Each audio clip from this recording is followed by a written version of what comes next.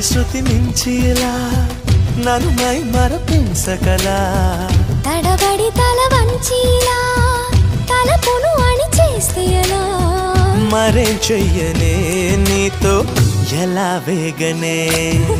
నన్ను దాటి వెళ్ళలేవు నిన్ను నువ్వు దాచలేవు ఏమి చెయ్యనయ్యో రామా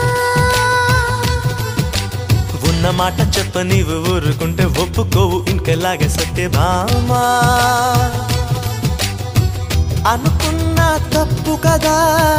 మో మాట ముప్పు కదా